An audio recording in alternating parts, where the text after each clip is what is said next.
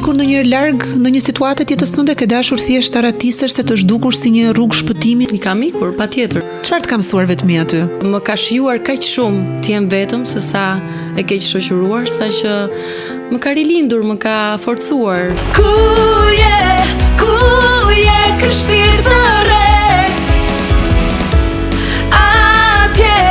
Atje nuk ka më jetë. Deri ku duhet sakrifikuar për dashurinë, se këtë kufi nuk e kanë të qartë vajzat e vogla. Dashurinë me kokë dhe me zemër 100%. Deri në pikën që ti e shikon që ajo po të pushton çdo gjë. Çfarë egzaltoi tek ty lidhja e parë e dashurisë që u finalizua edhe me martesën dhe ardhjen në jetë të Arjas, dhe çfarë ndrydhi tek ty, që ti pastaj arrite në një moment edhe the dua Eneiden ta kthej back. Por egzaltoj faktin që më dhuroi Arjan, gjën më të shtrenjtë në botë. Po ndrydhi faktin që nuk isha Eneda prap, nuk isha Eneda vërtet. Më kujtohet një telefonat në redaksin ton është herët Alketa. Ishte një foto në fakt që qarkullonte në të gjitha mediat dhe pastaj pas pa kohësh kur raporti u maturua pash Eneiden dhe këtë djalë simpatik bënit shumë kuptim bashkë të dy edhe u gëzova shumë që ti qeshe ndryshe. Njëja ishte shumë e bukur faktikisht. Vetëm unë në klub dhe banakjeri. Hyn dikush që unë ngatrova për dikë tjetër dhe i fola. A nuk është forma më e lartë e intimitetit të komunikosh, të ndihesh i kuptuar? Të isha shok me Gentin ishte gjë më e bukur. Të isha e lirë për të thënë çfarë budalliku kam bërë, sa keq jam sjell, sa keq kam vepruar, sa gjë shëmtuar ishte, do doja të thoja më fal, do doja ta kisha përballë dhe të përballesha me këtë gjë, ose me frikrat e mia. Duke parë Gentin, ma përshkruaj dashurinë, çfarë është për ty, çfarë do të më thoja? Unë mjafton ta shoh në sy dhe më vjen për të qarë. Domethënë, mallë ngjehem. Dëshironi të martoheni përsëri ju të dy? Kemi një plan shumë konkret, them drejtën. Vërtet? Është hera e parë që po. Ua, klasë vetë bëni gati. Preti që ai të ulet në gjunjë dhe të vendosë një nazë. E pret. Nuk ka rëndësi të ulet në gjunjë apo të jetë në këmbë apo të jetë në katër muret e shtëpisë. Për mua rëndësi ka që ta bëj si veprim. Të dy jemi afër në gremin, vetëm unë po bie shpirti im. A do ma zgjasësh dorën? A do ma zgjasësh dorën?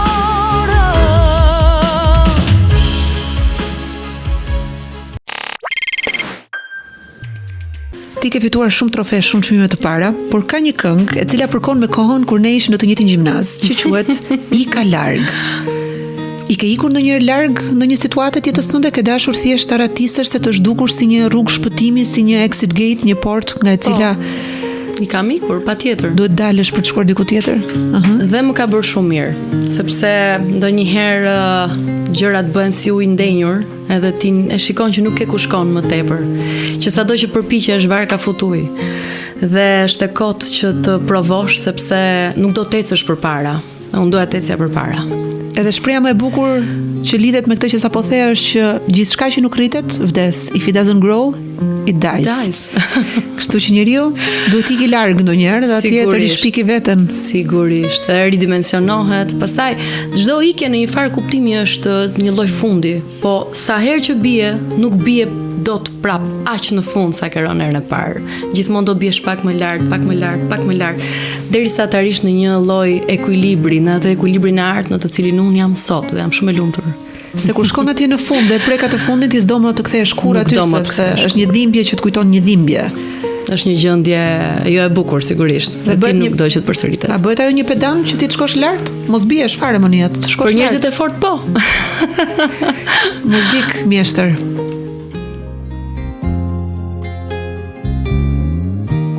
Përpara me jes gjate në rrugë që shkojnë në svi,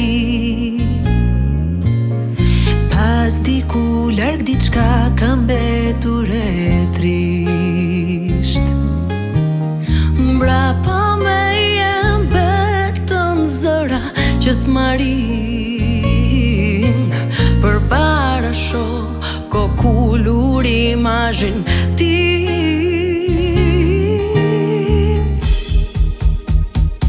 Lotë cahi, mos u trishtoje, ëngjëll ti e drita ime, hap sytë e më shiko.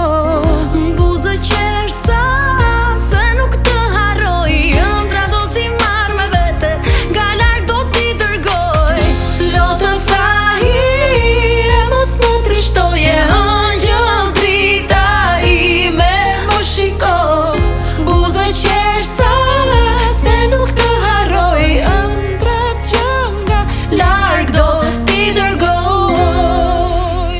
Për para me jes gjaten rrug që shkojnë e zi. Pas ti ku lar diçka kam beture trisht. Mbrapa me jem betën zëra që s'marin. Për para shoh ko kulur imazhin ti.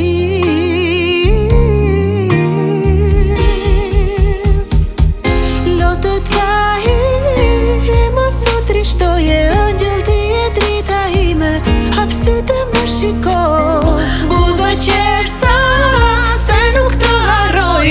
Ëndrat që nga larg do t'i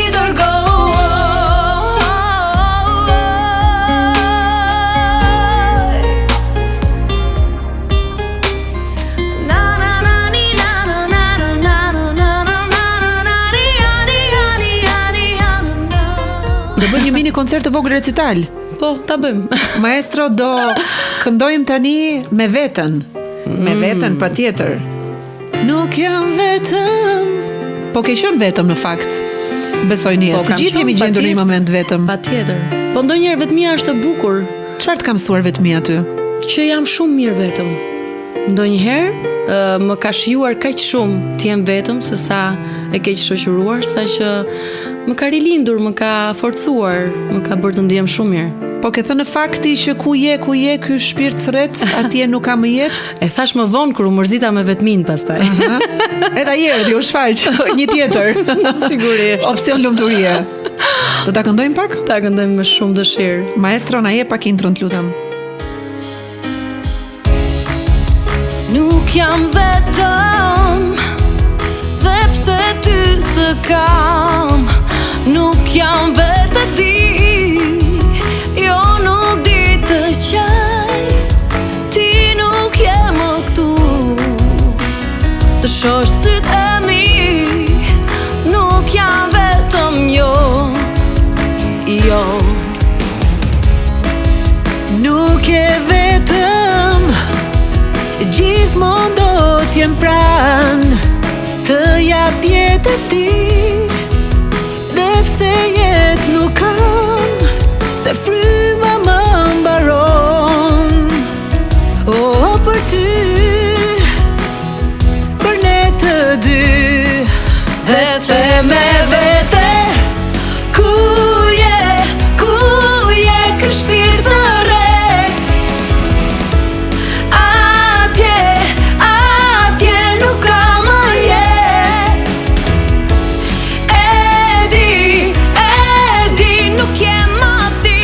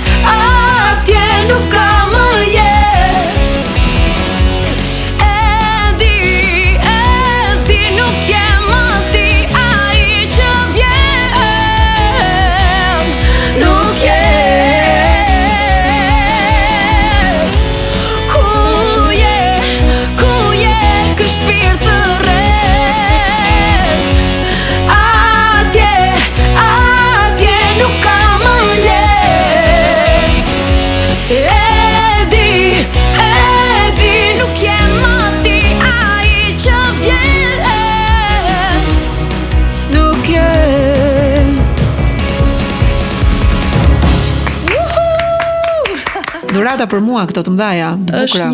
Është një studio shumë intime në fakt dhe shumë e ngrohtë, nuk e prisja.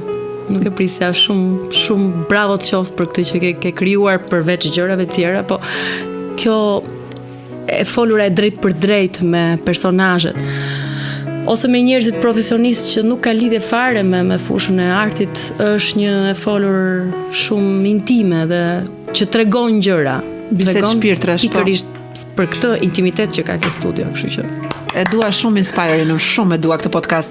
Edhe një kënaqësi të vogël do ta kërkoj.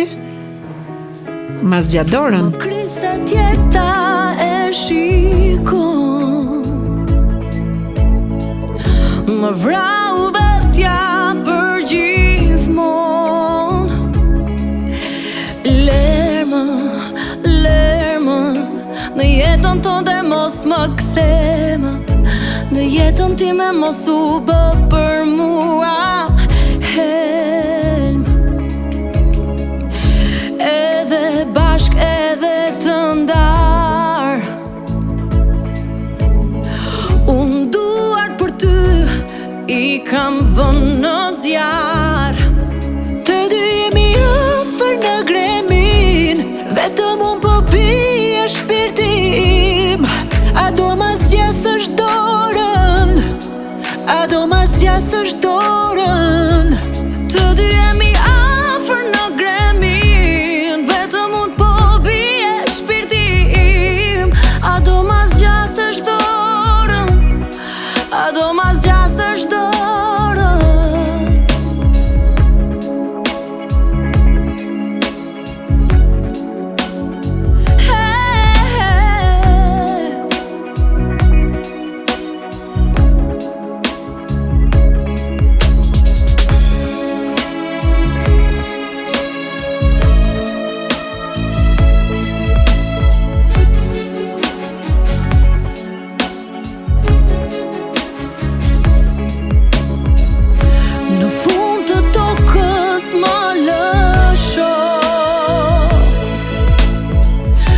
Lësho njeri unë që të do.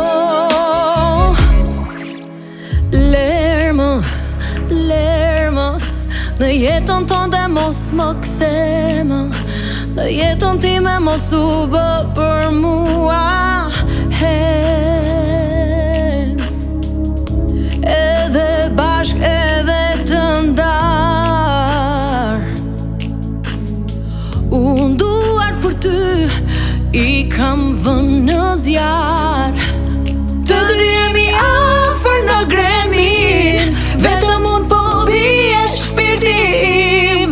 A do ma zgjasësh dorën, a do ma zgjasësh dorën. Të dy jemi afër në gremin, vetëm unë po bie shpirtim.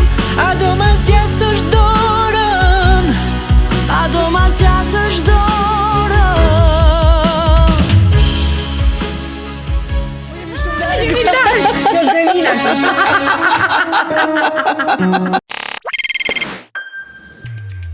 Enita Tarifa ty të njohin të gjithë në fakt për trofet, për çmimet e para për muzikën tënde e cila jeton dekad pas dekade në zemrat edhe veshët e dëgjuesve, po sot unë këtu në podcast të kam ftuar për të njohur njeriu përtej artistes. Dua të ndalim te gruaja që ka kaluar nga dashuria e hershme tek martesa, nga martesa tek ndarja, tek rindërtimi i vetes, tek roli i nënës dhe tek guximi për të besuar sërish tek dashuria, tek rindërtimi dhe rigjetja e vetes. Kështu që faleminderit shumë që të ndaj këtë hapësirë së bashku për mua dhe për të gjithë fansat e muzikës sot dhe ata që do të njohin pak më shumë përmes Inspire sot. Faleminderit ty Alkete dashur se kishim ca kohë që e planifikonim këtë intervistë dhe nuk po mbesoj që po ja dalim. Ja jemi këtu në Inspire më në fund. Po unë të njoh që në adoleshencë në gjimnaz në Petroninë Luarasti, jemi të dyja petronista apo jo? Jemi të dyja petroninse. Ndoshta unë 1 vit 2 vjet përpara, por që kemi kaluar shumë mirë, kemi shkuar shumë mirë dhe pak më vonë pastaj në turnera të ndryshëm, mbaj mend një turne të famshëm që mbase nuk është vendi t'ia përmendim emrin, po që kemi kënduar e kemi prezantuar ndërkohë. Cili ka qenë ky osmaj më të fare? Kodakut. Ua, festivali Kodakut, po, ke qenë dhe ti aty? Unë kam fotot, të gjitha. Unë s'mbaj mend asgjë. Nuk unë e kujtesën jam shumë keq. Tregoj njeriu.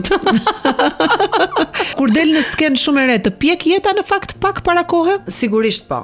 Sigurisht që po. Ca gjëra i kalon pak më herët. Ishe ti gati për famën 15 vjeç, si të ndryshoi fama? Ty s'është një ballafaqim shumë i madh me një version tjetër të vetes që s'të përket më vetëm ty. Nuk isha gati për famën, por dhe nuk e kam kuptuar shumë famën. Akoma dhe tani nuk e kuptoj shumë. Më shijon, më pëlqen, por nuk jam një tip që I go for it. Sepse nuk është që nuk jetoj dot pa famën. Bile ndonjëherë dua të zhduken fare, siç i ndodh, kam përshtypjen të gjithë njerëzve të famshëm. E ke patur ti të vështirë të ndash atë pjesën e jetës private me publikun në momente të caktuara, apo ke thënë që unë jam e lirë në të mirën në të keqen? Asnjëherë nuk kam folur, dhe tani që shikoj bashkëmoshatarët mijat edhe vajza që kanë hequr ose kanë kaluar, le të themi, nëpër një kalvar të gjatë përpjekjesh vetjake, personale po dhe profesionale, që flasin, jam shumë e kënaqur që ato flasin. Në fundit çfarë ka? Ti po ndan pjesëza, copëza të jetës tënde që në një farë mënyrë kur i nxjerr të bën më mirë dhe ju jep të brezit tjetër një leksion apo një mbështetje të madhe, duke i treguar që edhe ne kemi kaluar nëpër këtë. I've been there. Kështu që ka ardhur koha që të flasim nga i çik. Në fillim se as nuk doja të dija fare që të tregoja, domethënë bëja intervista, po intervistat e mia ishin flisja dhe nuk flisja asgjë. Dhe kam qenë shumë e kujdesshme që ta bëja këtë me një devotshmëri të jashtëzakonshme. Un kam njohur dy ekstreme të tuat. Njërin shumë protektiv ndaj dashurisë së re që të trokiti në derë, edhe më kujtohet një telefonat në redaksin ton është herët Alketa. Ishte një foto në fakt që qarkullonte në të gjitha mediat dhe ne lëvizëm në respekt të privatësisë. Dhe pastaj pas pa kohësh kur raporti u maturua, pash Eneidën dhe këtë djalë simpatik bënit shumë kuptim bashkë të dy, edhe u gëzova shumë që ti qeshje ndryshe, të ndjeja ajo zemra që të qeshte dhe të këndonte, dhe ishe në atë love glow-n e bukur, në atë shkëlqimin e dashurisë. Sa po isha njohur dhe këtu respekti ndaj mamas time ishte më i madh se sa ndaj publikut, kështu që prandaj isha e papërgatitur, sepse nuk i kisha treguar akoma prindërve të mi që ata ishin okay me këto portale, por që mbasi ndodhi, pastaj vura përballë faktit dhe aty u mor pastaj dhe vesh se sa e fortë ishte kjo lidhje edhe për Gendi dhe për mua. Po pse kemi frikë ne ti mbrojmë prindrit dhe të mos i ekspozojmë ndaj zgjedhjeve tona? Sepse janë prindrit që nuk në përgjithësi nuk janë shumë protektiv. Na kanë ndrydhur ata neve në unë mendoj që po. Unë mendoj që po. Mendimi i parë i tyre është të shqetësohen. Ose reagimi i parë i tyre është jam i shqetësuar, ç'është ky, kush është kjo nga audiencë, po si, po ku, po si, po ai ka 3 fëmijë, po punë e madhe, çfarë pastaj? Po ja dhe ishte një histori kalimtare, po kështu janë celebrityt në përgjithë botën. Po që edhe njerëzit e thjeshtë në fakt, edhe njerëzit na lejohet. Njerëzit e thjeshtë bile, jo s'dua të quaj njerëz të thjeshtë. S'dua të quaj njerëz të thjeshtë, njerëzit e panjohur, ata që nuk i njeh publiku, se ka njerëz të jashtëzakonshëm që s'janë të njohur. Ka njerëz më të famshëm, më të pasur, më të suksesshëm se ne që nuk janë të njohur, se nuk dalin në vitrinë. Sigurisht. Dhe japin të drejtën dhe lirinë vetes tyre për të gabuar, për të bërë zgjedhjet e tyre, sepse liria është shumë personale, rrugtimi i jetës është shumë personal dhe lumturia është shumë personale. Ne gjithë meritojmë të jemi të lumtur. Jam shumë dakord me këtë që thua. Shpesh herë kur më thonë për shembull, vërtet është që kjo filan këngëtare ose kjo filan prezantuese ka bërë këtë, i them, aman mos u merrni me thashë theme, sepse asnjëri nuk e di jetën e tjetrit dhe ju duket sikur ata bëjnë gjithmonë më shumë se sa në fakt ata që pyesin vet. Se këta që pyesin vet, diçka ju dhëm, ju i shqetëson.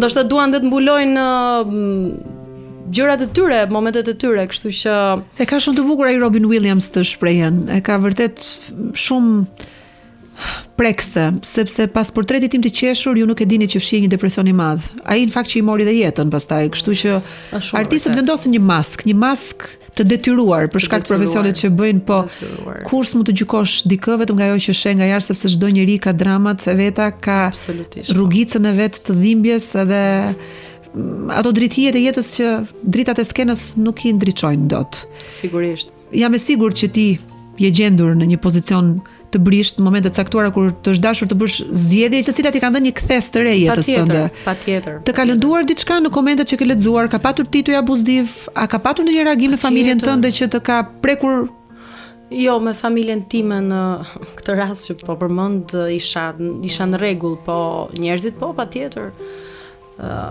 Njerëzit janë gjithmonë i din të gjitha siç folëm, kështu që se ndodhi, si ka mundësi të prishosh familjen, si mund të ikësh, si mund të shkosh, si mund të bësh këtë, si mund të bësh atë. Gjykohet më shumë një burr apo një grua kur merr vendimin e ndarjes? Një grua, absolutisht një grua. Po pse ndodh kjo, si mendon? Është prej shoqërisë tonë maskiliste. Akoma ka meshkuj që thonë, për shembull që shkencërisht truri i gruas është më i vogël se sa i burrit.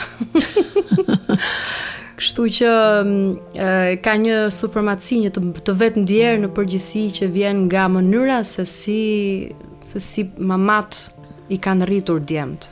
Mbasi gjete paqen tënde, ekuilibrin tënd të ri. Si e binde veten që ta ekspozoj tani këtë histori dhe mos kishe frikë nga çfarë do të ndodhte nesër? E para njerë, përpara se të vim tek ai moment, më duhet të rregulloja jetesën time, atë praktike në ato të përditshme, komoditetet e mia. Dhe për këtë mu desh pak kohë, sepse unë gjeneroj të ardhura vetëm nga puna që bëj. Dhe i vetmi burim për jetesën time është pikërisht nga arti. Kështu që pata të vështirë fillimisht në këtë kuptim. Pastaj, sigurisht, pjesa e dytë ishte pak më e lehtë sepse mua më pëlqen të jem vetëm, të rri vetëm, e shijoj, të shkoj vetëm kinema, të shkoj vetëm në një teatr, të shikoj vetëm një shfaqje artistike. Apo të ha dhe një drek vetëm me veten time. Kam shumë dëshirë të rri me veten time. Me veten? Kam këtë gjë, me veten, po. Po, pastaj edhe kjo njeriu gjithmonë kërkon atë që nuk ka. Edhe kjo më bezdisi. Dhe ishte fiks koha që unë të kërkoja diçka konkrete, diçka të stabil, diçka të qëndrueshme. Dhe atëherë kur hoqa dorë, atëherë doli. Atëherë kur hoqa dorë dhe nga kjo. Doli ajo që ti nuk prisja. Atëherë doli kjo që unë nuk prisja. Një shans i ri lumturia. Një shans i ri lumturia. Mami dhe babi paragjykuan dhe thanë, i ndar me 3 fëmijë. Ti gjithashtu një fëmijë, pse po e komplikoni kaq shumë jetën dhe po bëni një familje me 4 fëmijë? Po.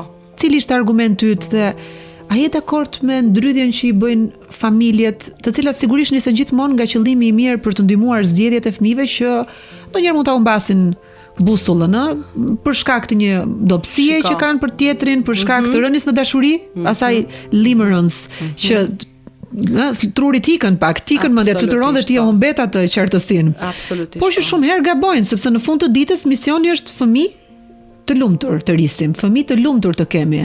Por ja që fëmijët nuk janë të lumtur me zgjedhjet e prindërve, janë të lumtur me zgjedhjet që i bën ata të lumtur. Sigurisht. Ti në raport me familjen tënde dhe ti në raport me vajzën tënde, një herë si bi dhe një herë si nën, ku qëndron? Unë qëndroj në mes të dyjave, por mbas atyre peripecive që kalova unë, kthehesh nga vetja jote dhe të dhëmb shumë vetja jote. Dhe siç e cekëm pak më përpara, ti nuk do të biesh më në atë grop, në atë gremin që ke rënë më përpara, kështu që Kus të ngredot as mami as babi. Nuk të ngredot as mami as babi, dhe në momentin që ti e përgjegjshme dhe e di mirë dhe i ke menduar mirë të gjitha pasojat, të gjitha dëmet që mund të dëmet në thonjza që mund të sjellë kjo gjë. Atëherë ti kupton që ke kokën tënde mbi trupin tënd dhe të gjitha pasojat më shumë bjen tek ty. Kështu që siç thash vjen dhe me pjekurin, me maturin, dhe aty i merr përsipër të gjitha pasojat që do të vinë pas kësaj. Sepse e rëndësishme është të jetosh. Ti kupton që një moment të caktuar, nëse ti nuk e kap këtë moment, mund të mos jetosh aq bukur. Jo se do kishte ndodhur në një hata e madhe, ndoshta do të ishte dikush tjetër, pak që do vinte pak më vonë, nuk diskutohet. Por unë kam mësuar që të mos më shpëtoj asnjë mundësi në jetë. Mbas vetmisë madhe. Ke provuar të jetosh me njeriu që ishte i gabuar, sipas asaj aftermathit që bëre, matematika e post ndarjes. Ke provuar të jetosh vetëm në këtë dimrin e gjatë jetës tënde, metaforikisht, dhe ke provuar dhe pranverën këtë rilindjen e bukur që të ka ndodhur nga kjo dashuri në një moshë të maturuar ku ti ke një vetdije tjetër për dashurinë. Në fakt është më mirë ti jesh vetëm apo ti jesh me dikë? Se ti thua çdo kështë do të jetë e madhe dhe vetëm dhe me dikë do ta ndash mendjen tani. Sepse mos të harrojmë që mbi të gjitha duhet të duash veten. Po ç'do të thotë për ty kjo? Ç'do të thotë për ty se shumë njerëz thonë të duash veten? Që mund të ndodh që nga kjo pranverë e madhe të mos jetë më ajo pranverë e madhe. Të vi një dimër tjetër.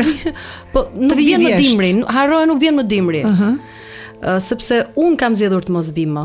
Un jam e lumtur dhe sido që të shkoj jeta, jam e lumtur këtu brenda dhe di ta bëj veten time të lumtur. Në momentin që bëj veten time të lumtur, arri dhe ta bëj dhe tjetrin të lumtur. Je dakord Enida me këtë egoizmin e shëndetshëm që njeriu ka për jetën? Një shprehje e bukur, edhe kjo në Instagram i ngacmove ti gjitha këto, thotë që mbas 100 vitesh do ta kenë haruar shtëpinë ku kemi jetuar ne dhe ndoshta ato shtëpitë tona do janë shitur fare, do i kenë shitur fëmijët tanë dhe kush e di kush do jetoj. Ni po të mbesa do vinë na vendosin në një lule aty tek vendi ku do na kujtojnë. Fëmijët tanë do t'ju dali një piklot, miq tanë do qajnë në ditën e lamtumirës në ceremoni dhe pastaj do vazhdojnë të gjithë jetën e tyre. Dhe askush nuk do të kujtohet. Dhe askush nuk do të mendoj nëse ti jetove mirë apo keq. E gjitha ka të bëjë vetëm me ty, si jetove ti jetën tënde. A jetove ashtu siç deshe apo jo? Sa jetojnë në Shqipëri për botën, për prindrit, për hir të? Kjo është shumë e bukur e gjitha. Por prapë si thash është fatkeqësia e të qenit një kombi mbyllur, një shtet i mbyllur. Ne nuk e kemi eksperiencën e të jetuarit të lirë dhe kemi një eksperiencë shumë të vogël, kemi disa vite që jetojmë në liri dhe është vërtet pak për të krijuar traditën e të jetuarit me shekuj të lirë. Kështu që besoj që shumë pak në Shqipëri arrin që të dalin mbi këtë paragjykim, mbi këtë mbi gjithë të teori që sapo the. Çfarë beson një vajzë 15 vjeçare për dashurinë që një grua në moshën tënde e di që nuk është e vërtetë sot? Që dashuria është i vetmi mjet jetese dhe të ndjerit mirë së brendshmi. Që dashuria është motivi për të cilën njeriu jeton. Po, do është dashuria, po mbi të gjitha dashuria për veten. Një vajzë 15 vjeçare është më shumë e verbër se sa sy hapur, sepse akoma nuk ka bërë eksperiencat e veta. Çfarë do t'i thojë Enidës 15 vjeçare apo çdo 15 vjeçare tjetër që dashuron me pasion? Nuk pendohen për asgjë. Nuk pendohen për asgjë. Edhe çdo gjë në jetën time ka pasur një feedback tek mua sepse një feedback pozitiv e kisha fjalën, sepse kam mësuar shumë. Pa atë pjesën përpara unë nuk do mund të isha kaq e lumtur, se nuk do dija ç'ishte pa lumturia. Deri ku duhet sakrifikuar për dashurinë? Se këtë kufi nuk e kanë të qartë vajzat e vogla. Dashurojnë me kokë dhe me zemër 100%. Deri në pikën që ti e shikon që ajo po të pushton çdo gjë. Po të pushton mendjen, po të pushton mënyrën e jetesës dhe në një farë kuptimi të është bërë si një lloj më shumë obsesioni sesa si një mënyrë për të jetuar bukur. A mundet neve 15 vjeç jo të kuptojmë që të dua për jetë dhe ti e njeriu me cilin do të ndaj jetën? Jo. Po dhe nuk kemi pasur njerëz mbase vërdallgjet na thoshin që shiko, ti duhet të bësh eksperjenca. Duhet të kalosh disa eksperienca që të kuptosh cila është dashuria dhe kush është njeriu që të bën të ndihesh ty më të lumtur. Pse mbetet ti në kurthin e dashurisë kaq e re? Për shumë vite në një dashuri që kishte një cikël, ishte një dashuri dhe ajo. Sepse isha 15 vjeç. Sepse ishe 15 vjeç. Po dhe pse kisha dashuri, patjetër. Kisha dashuri. E pra 15 vjeç nuk mund të themi ta glorifikojmë dashurinë dhe të themi që unë jetoj vetëm për ty. Të dua shumë, ti ma bën jetën më të bukur, patjetër të dashurojmë vajzat, të bien në dashuri, edhe djemt. Po nuk është në fakt momenti për të menduar vërtet për këtë dashurinë për veten që tani të investohesh në edukim, në gjetjen e pasionit profesionale kështu me radhë. Kjo ishte këshilla që do mund t'i jepja një 15 vjeçare tani që është koha më e mirë, janë energjitë më të mëdha ku një person duhet të investohet t'ja dali sa ardhmes, të kuptoj kush drejtimi, të punoj, të mos rreshti asnjëherë të kërkuari kush është dhe çfarë është dhe ku do të shkoj. Pra 15 vjeç është vrulli më i madh moshor, ku ti ke qindra mendime dhe ke energji të jashtëzakonshme. Sigurisht dashuria është një suvenir, po është më e rëndësishme të bësh dikushi kur je 15 vjeç. Po duhet të kesh mentorin e dur. Si ka evoluar koncepti yt për martesën? Mbasi ke kaluar në relievin e martesës dhe ndarjes. Në fakt, asnjëherë nuk kam pasur një koncept klasik të martesës, sepse nuk kisha dhe vetë një martesë klasike si mbas prindërve tande, eksperiencë që ata kanë kaluar në martesë. Por, tani kam kuptuar që një marrëdhënie të eci mirë, të shkojë mirë në martesë varet nga sa mik dhe sa shok je me partnerin tënd. Dhe në momentin që e kuptova këtë, sigurisht gjërat shkuan më mirë. Se sa e sinqert ose i sinqert je me partneren tënde, sa e lirë je për t'i thënë edhe gabimet, edhe ato që ke bërë, edhe ato që do të bësh, edhe ato ndjesirat më të vogla që ndoshta mund të cënojnë pak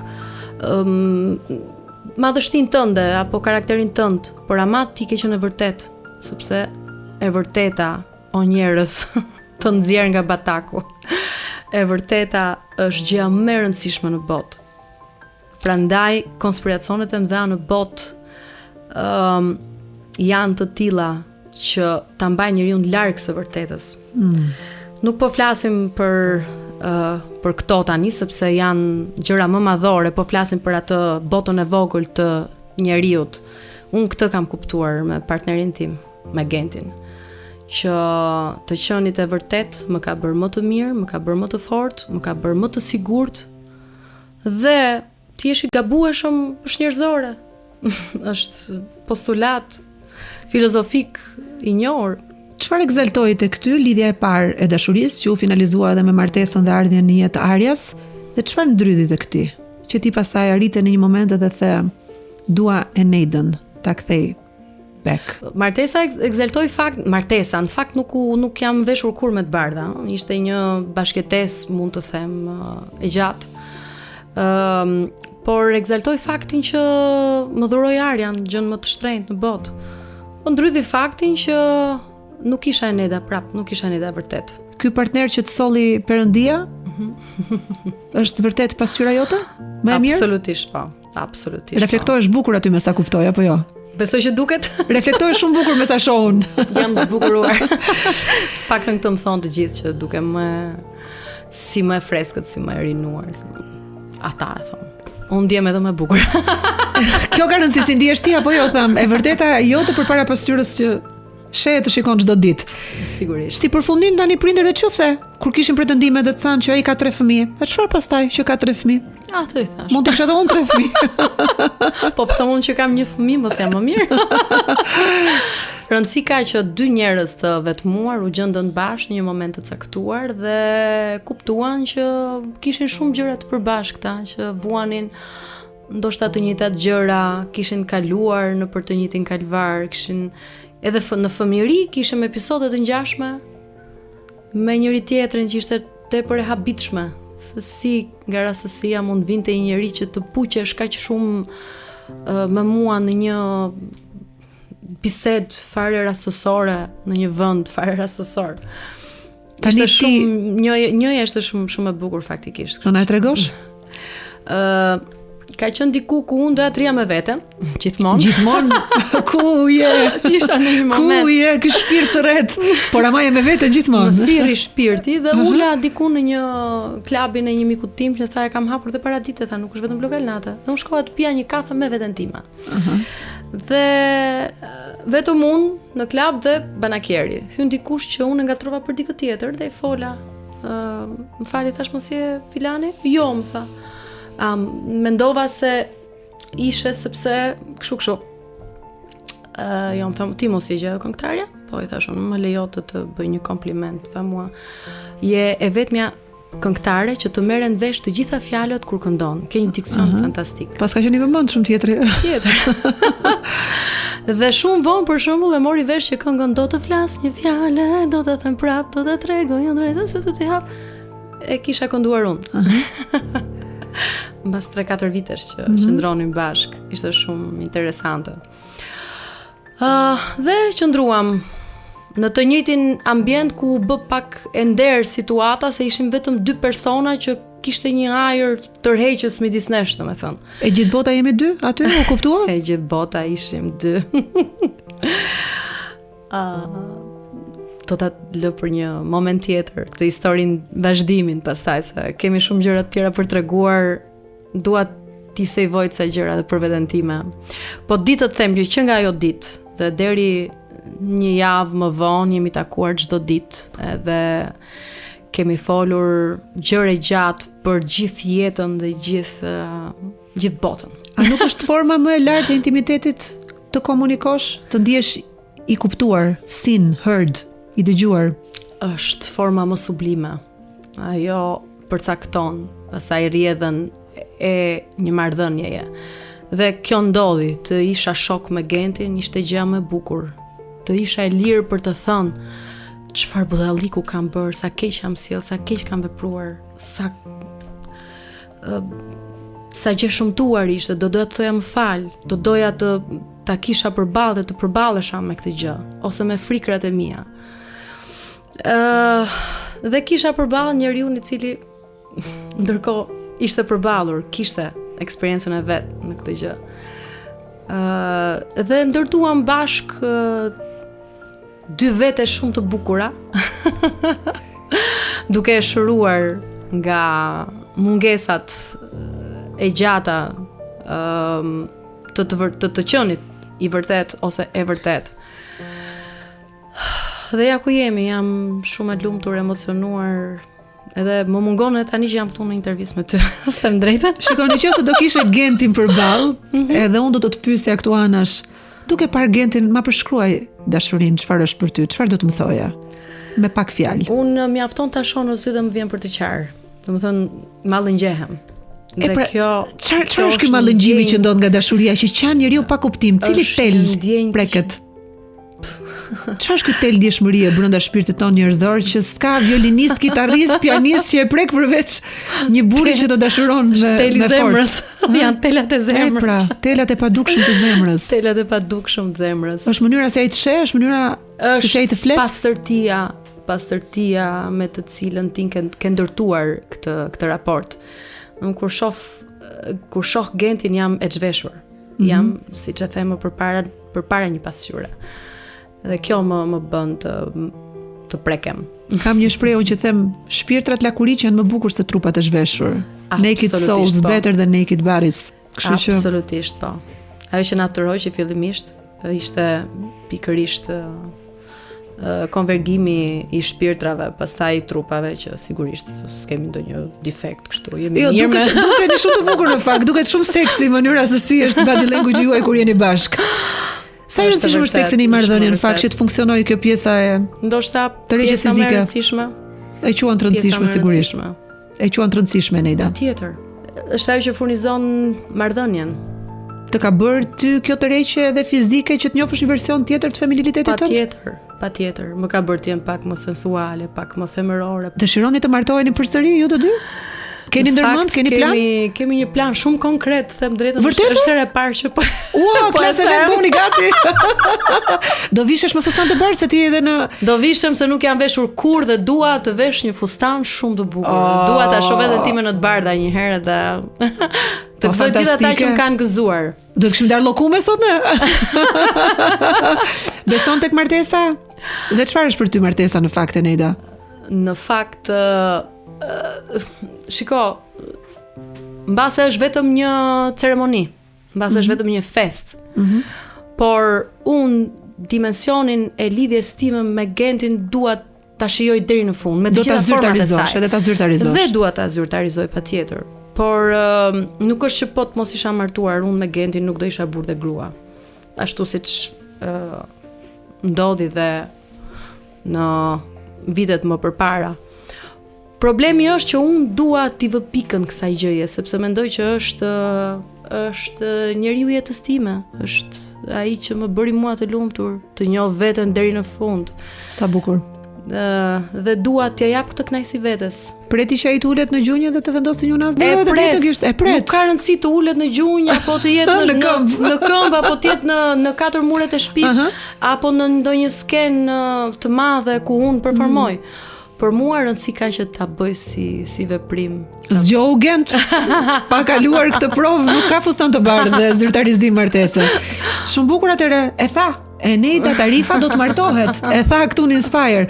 Të uroj një jetë të lumtur, se nuk ka rëndësi një datë në kalendar, siç kam thënë në një monolog të Shën Valentinit, ka rëndësi se si kalojnë 365 ditë.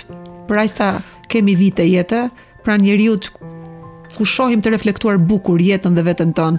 Ta uroj me gjithë zemër sepse unë ta njoh shumë mirë historinë dhe më pëlqen që të falenderoj ti shumë. Ke gjetur ose më saktë ke rigjetur buzëqeshjen. Se ti je njeri shumë i qeshur në fakt, je shumë pozitive, je njeri shumë i gëzuar. Dhe ndonjëherë rrethana të jetës, njerëzit e gabuar, për të cilët përpiqemi por nuk janë match perfekt, nuk janë ai partneri kompatibël, Nuk shkon, thjesht nuk shkon. Na e zbejnë këtë buzëqeshje, na zbejnë disa pjesë të vetes tonë që është shumë keq kur i humbasim për shkak një kompromisi dhe më pëlqen që ti nuk bëre kompromis, po zgjodhe të vërtetën tënde. Tani juve si funksiononi një familje me 4 fëmijë? Si shkon Genti me vajzën tënde ti me 3 fëmijët e ti? Shumë mirë shkojmë. Herë vin ata tek ne, herë dalim të 5 bashk. Është fantastike të jesh një familje madhe. Edhe un kam qenë një familje madhe. Ne kemi qenë vllai më i madh, motra, pastaj unë. Ishim 3 fëmijë në shtëpi, vetëm gumuzhima dhe zëra të qeshur ose zënka të bukura. Ashtu bëhemi edhe ne kur bashkohemi bashk. 5 pjesëtar të lumtur, të kënaqur. Unë nuk pretendoj që të bëhem nëna e tyre, por ama kuptoj si mikesh edhe si shoqe çdo lloj halli problemi që mund të kenë ata. Dhe mundojmë që t'u qëndroj afër. Edhe ashtu mendoj dhe për Gentin. Genti nuk është baba i Arjas, sepse Arja ka një baba. Por Genti është aty në çdo moment që ajo ka nevojë për diçka, për t'i dhënë një këshill, për një përqafim, për një nuk e di, për t'u bërë pak aleat të dy kundër meje, për një. Sa bukur, funksionon, ë? Po funksionon. Si arriti ai që të bëhet grup me vajzën tënde? Ju jetoni të tre në shtëpi dhe unë dua të kuptoj pak me çfarë mençurie e bëri të pranueshëm vete përpara vajzës tënde. Si e pranoi Arja figurën e re të një burri në jetën tuaj? U imponuar, duke mos ardhur në një mënyrë kështu kaq të vrullshme si baba, por si një shok shumë i mirë, i cili do tek vajza ime pjesën që është e Enedës, atë pjesën njerëzore. Kështu që pastaj është Arja që e kuptoi me kalimin e kohës që okej, këta të dy duhen, dhe në fakt kërkesa për martesë erdhi nga Arja. Tani ju të dy kur do martoheni? Ajo do t'jetë kumbari, domethënë, ajo do si llunozat në altar, sa bukur. Ajo me zipret, ajo do na e organizoj. Kështu na ka premtuar. Ka menduar edhe çfarë do veshi, do ftoj shoqet e veta. Është shumë e kënaqur për këtë që ne do bëjmë, kështu që e kemi bashkëpunëtore. Ju do të mendoni vetëm të martoheni, ne do të mendojmë t'ju organizojmë eventin, okay? Do jemi shumë të lumtur. Privilegj. Ke gjetur një ekuilibër Eneda me babain Arjas? Po, kemi gjetur një ekuilibër. Kemi gjetur një gjuhë të përbashkët, jo më shumë se kaq. Pastaj vajza tani është e rritur dhe mund të merret vesh me të, pa që nevoja që të komunikoj drejt për drejt me mua, kështu që e kemi gjetur vërtet këtë ekuilibër. Nga të qenit vetëm unë tek të qenit ne. Unë dhe ti, pra me një partner, çfarë humbet dhe çfarë fiton një grua sipas mendimit tënd? Nëse është partneri duhur, fiton veten, fiton lirinë, fiton gjithçka. Nëse është i duhur. Për këtë jam pak po e sigurt. Kështu që nuk e di, do doja shumë që çdo femër të provonte këtë që kam provuar unë këto vite. Çfarë do të thotë për ty familje? Sepse familja ka ndryshuar trajt në epokën e modernizmit social që jeton sot. Familje gjithë humanizmi. Do të thotë të jetosh për të njëjtin qëllim, të punosh për njerëzit e dashur, të respektosh tjetrin, qoftë edhe në ato detajet e vogla të tipit ham bashk, flasim bashk, dalim bashk, ja dalim jetës bashk, unë mbas teje, ti mbas meje, mbas njëri tjetrit, se kur thua familje nuk janë, ka dhe familje vetëm me 2 veta, po ka dhe me 3 veta, po ka dhe me 5 veta, me 6 veta. Kështu që për mua kuptimi i familjes është ajo qëndrueshmëria që arrin njeriu, ose që nuk e arrin, po që synon të arri. Si e ke shpjeguar ti vajzës tënde faktin që jeta jo gjithmonë përfundon si në pralla? Jo gjithmonë ka atë fjalin jetuan të lumtur për gjithmonë. Nuk e kishte edhe shumë të vështirë, Arja, t'ja shpjegoja këtë, për disa arsye. E mori si të mirë qënë, dhe ishte pak e vogël. Kurse tani që është me rritur, sigurisht që nuk i kishte krahët e hapura për çdo që do vinte, pa e njohur ajo, po ne mendojmë se fëmijët nuk kuptojnë dhe aq shumë, ose nuk jetojnë dhe aq shumë me neve për të përcaktuar kush është njeriu i duhur apo jo.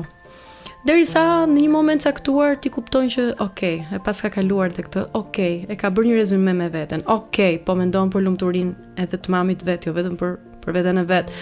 Dhe për më tepër, kur një fëmijë nuk kicënohet asnjë gjë nga e përditshmja e saj, nga dashuria e saj, nga mirëqenia emocionale, atëherë kjo është familja. Ke pasur ti një dialog me Arjan për të pranuar zgjedhjen tënde në një moment caktuar të këtij rrugtimi me Gentin? Kam patur, se sigurisht Arja nuk mund ta pranonte që në fillim, por i kam thënë mbas është mundësia ime vetme që unë të jetoj bukur me një njeri, dhe ti kur të rritesh do të jesh ajo që do më thuash, mos rri vetëm, se ndërkohë do kesh pasur dhe ti eksperiencat të tua, do jesh me një mik, me një shok. Ndërkohë do jem vetëm dhe do jesh ti ajo që do më shtysh për që unë të mos jem vetëm. Kështu që mbas kësaj bisede i kërkova për pak sakrificë në thonjza dhe pak durim, sepse gjërat do të kuptoheshin me kohën, edhe ajo do ta kuptonte nëse kjo ishte e mirë apo e keqe. Po dhe për mua ndërkohë ishte diçka që duhej kuptuar. Kështu që i thash jemi të dyja në këtë rrugë. Nuk je vetëm, je me mua dhe unë jam me ty. Dhe të kam ty një herë, pastaj çdo tjetër që ekziston. I ka dhënë një argument shumë të bukur të gjitha vajzave, grave, nënave single, të cilat në një moment caktuar jeta i vën në këtë sfidë dhe kanë shumë të vështirë të përballen me fëmijët që janë dashuria e tyre më e madhe. Jo më shtaj që bukur jeta, vetëm duhet pasur pak durim, duhet pasur pak forcë argumenti, duhet të flasësh së brëndshmi. Ti mund mos jesh i lexuar dhe të kesh 5 shkollë kur flet me fëmijën tënd, por ti duhet të flasësh së brëndshmi, duhet t'ja argumentosh gjërat, qoftë edhe me atë gjuhën e thjeshtë të një fëmie, por duke i treguar se sa e rëndësishme është për ty diçka. Kaq mjafton, pak durim. Si e sheh veten tënde me sa thinja më shumë në flok, me flok të bardha ti dhe Genti, ku, si? E shoh prap ngjitur me njëri tjetrin, me dorën kapur siç e kemi ne në përgjithësi. Më bëj një pin location, ku do të hedhë zoti jeta dhe fati, kush do ishte vendi yt ideal? Unë për shembull e kam Toskanën, një vend shumë të bukur. Më pëlqen në rrugët e Toskanës, dy njerëz që ecin, edhe thjesht shijojnë atë që ka mbetur, ekzistencën, natyrën, edhe jetën që kanë lënë pas, që duhet jetë një jetë e kaluar bukur dhe mirë. Po më duket pak si monotone kjo gjë. Do doja të isha diku, mua më pëlqen shumë plazhi, deti dhe këto vende tropikale. Do doja që të shijoja ato klabet ku ajo energjia rinore kuptohet nuk është me jotja, por ama ata të shikojnë ty dhe thonë, "Ua, kjo mosh." Ti në marrë tavolinës, po. Duke përsyer Despacito. Do me thonë, dua ta shijoj jetën me të gjitha dimensionet edhe kur të thinjem. Cila Eneid do të ishte më krenare për ty sot? Vajza që ndronte dikur? Gruaja që duroi dhe sakrifikoi? Apo gruaja që u rindërtua? Gruaja që u rindërtua. Gruaja që u rindërtua. Që është një nga veprat më të bukura. Një nga veprat më të bukura. Kur ridimensionohesh, kur rivendos veten tënde aty ku do ti që të jesh. Është pjesa më optimiste e të qenit grua. Dhe kështu dua t'i shikoj gratë gjithmonë duke u rindërtuar, duke gjetur veten e tyre në kërkim të lumturisë të tyre. Për gratë që sot janë në lidhje të palumtura, çfarë do doje t'ju thoje? Unë kam shumë këngë. Kënga I ka larg është njëra nga më të dashurat edhe për mua. Ikni larg, ikni, spostoni. Pa ato që nuk kanë mundësi të ikin. Gjithmonë kanë mundësi të ikin. Frika nuk ekziston. Nuk ekziston. Mbase s'mund t'ikësh larg fizikisht, po nga vetja mund t'ikësh nga I versioni vetës fizikisht, që të ka mbajtur peng. mendërisht dhe shpirtërisht. Unë kam përshtypjen që këto janë vetëm justifikime. Kur ti do t'ikësh nuk të ndalon askush. Le të përfundoj në fatalitet. Ndoshta mund t'jesh më e lumtur se sa ç'ke qenë në atë realitetin e shumtuar të më përparshëm. Je dakord me atë që thuhet që frika dhe zgjedhja e duhur zakonisht janë e njëjta gjë? Ose në anën tjetër të frikës është gjithmonë lumturia? Të rezulton kjo? Mua po. Mua po. Tani në çpik të karrierës muzikore jemi, me gjithë të frymëzim. Jemi shumë mirë. A ke përdorur gjithë të frymëzim në kuptimin e mirë të fjalës për të rindërtuar dhe Neiden artistikisht, në sensin që të sjellësh një version të bukur frymëzues tek publiku? Kam 4 këngë që I kam në prodhim me sipër. Mirë po, e përditshmja nuk më lejon të jem kaq, sepse kam vajzën për të rritur, që është një moshë shumë delikate. Kam koncertet e mia, kam jetën si bashkëshorte, kam shumë gjëra. Duhet të qeverisësh një shtëpi të tërë? Duhet të qeveris një shtëpi të tërë. Dhe po pres momentin që them okay, stop me gjitha këto, të gjej pak momentin e lirë dhe të shkoj në studio dhe t'i përfundoj, t'i mbaroj, se janë pak a shumë të mbaruara, po janë demo, akoma nuk janë përfunduar tamam. Më është bërë 80% e punës, kështu që shumë shpejt, mbase bashkë me vitin tjetër që do jetë shumë I suksesshëm, bashkë me martesën, me dasmën, do të nxjerrë dhe do të lançoj një EP shumë të këndshme me 5 materiale, me këngë shumë të bukura. I kemi tituj pak më optimist, se I ka larg me veten, zgjat ma dorën. Kemi të gjithë optimist. Reflektojnë pak këngët gjendjen të ndërshpirtërore apo janë rastësi? Patjetër. Tani edhe kur më vjen diçka e trishtuar, edhe unë dhe Genti sigur shifemi kështu me njëri tjetrin, po sidomos Genti ndron frekuenca energjisë. Ndron frekuenca.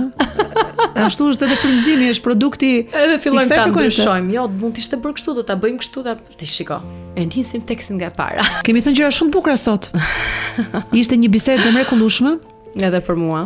Unë dua të të falenderoj shumë për gjithë dashurinë që na le sot këtu në këtë studio. Kjo bisedë ishte e gjitha rreth dashurisë. Dashuria me sa duket është përgjigja, me të vërtetë. Love is the answer. Kur shoh se si shkëlqen portreti I një vajze që ka marrë atë që meriton në jetë. Besoj që ti ke marrë atë që meriton, përderisa thua që mendoj që jeni një stacion lumturie që të zgjas për gjithmonë, të uroj edhe ti t'jesh gjithë jetën në këtë vend ku stina e vetme është pranvera. Shpresoj që kjo ishte karma ime, edhe të vazhdoj të jetë kështu deri në fund, sepse është shumë e bukur. Faleminderit shumë Eneida, vetëm pranverë në jetën tënde. Faleminderit, Inspire.